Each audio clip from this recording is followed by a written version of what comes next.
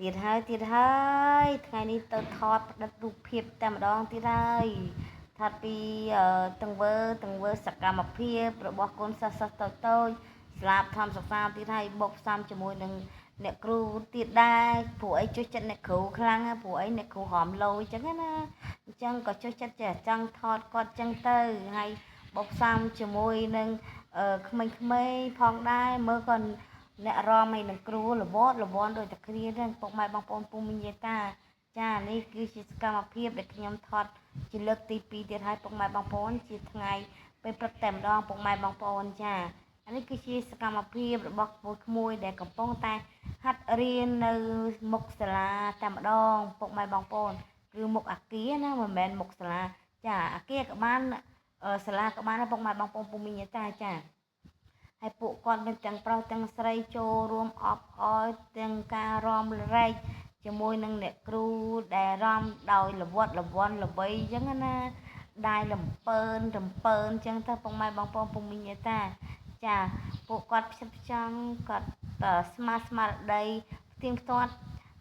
មើលតាមរបៀបអ្នកគ្រូដែលរាំអញ្ចឹងណាពុកម៉ែបងប្អូនពូមីងយាយតាចាតូចណាពុកម៉ែបងប្អូនហើយចាទំពាំងពាត់តាំងពីឥឡូវនេះចាពុកម៉ែបងប្អូនពូមីងយាយតាចាបើយើងចង់ជោគជ័យលុះត្រាតែយើងរៀនពាត់រៀនអត់ខ្លួនឯងអញ្ចឹងណាពុកម៉ែបងប្អូនចានេះខ្ញុំថតពីសកម្មភាពចំមុខអ្នកគ្រូតែម្ដងពុកម៉ែបងប្អូនពូមីងយាយតាហើយការថតនោះក៏ខ្ញុំមិនបានទៅឡើងអាគារអីខ្ពស់ទេពុកម៉ែបងប្អូនហើយក៏មិនបានទៅថតចំតែម្ដងទេចាគឺខ្ញុំមានfan របស់ខ្ញុំជាអ្នកកាន់កាមេរ៉ាឲ្យតែម្ដងពុកម៉ែបងប្អូនពូមីងយាយតាហើយអ្នកកាន់កាមេរ៉ាម៉ែនរបស់ខ្ញុំថាបានដូចចិត្តឲ្យតែឃើញមុខខ្ញុំគឺរកស្រែកហៅខ្ញុំមកចាពុកម៉ែបងប្អូនពូមីងយាយតាអញ្ចឹងរកពឹងគាត់ឲ្យថតឲ្យអញ្ចឹងទៅពុកម៉ែបងប្អូនចាកាមេរ៉ាម៉ែនរបស់ខ្ញុំគាត់តូចពេកអញ្ចឹងក៏ការកាន់កាមេរ៉ានោះក៏វាមិនបាននឹងណូឬក៏ឲ្យនឹងធឹងអញ្ចឹងណាពុកម៉ែបងប្អូនចាដល់ពេលដែលពុកម៉ែបងប្អូនពូមីងយាយតាកំពុងតែទស្សនាមើលទៅវីដេអូរបស់ខ្ញុំមកវារញ៉េរញ៉ៃបន្តិចហាក់បីដូចជាវាអត់ច្បាស់អញ្ចឹងទៅឬក៏វាអត់នឹងអញ្ចឹងណាពុកម៉ែបងប្អូនសូមអធិស្ឋានខន្តីអភ័យទោសចំពោះអ្នក admin ផងចាដោយសារថ្ងៃនេះ admin អត់បានកាន់កាមេរ៉ាផ្ទាល់ទេដោយសារបានប្រើfan របស់ idol នេះ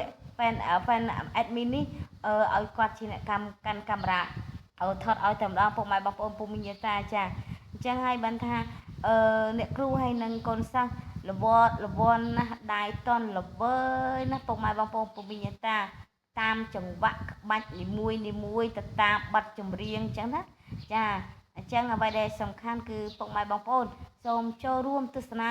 ឲ្យបានច្រើនកកនៅបរិវេណវត្តដំបុកពុះតែម្ដងពុកម៉ែបងប្អូនពូមីងយាយតាអញ្ចឹងបានចូលរួមលើកទឹកចិត្តដល់ពួកគាត់ផងចាអញ្ចឹងអ្វីដែលសំខាន់ពួកគាត់ត្រេកអររីករាយមែនតើពុកម៉ែបងប្អូននៅពេលដែលគាត់បានរាំឬក៏វាថាយើងផ្ដល់ភាពបក្ដាទៅឲ្យគាត់ផ្ដល់ក្តីស្រឡាញ់ទៅឲ្យពួកគាត់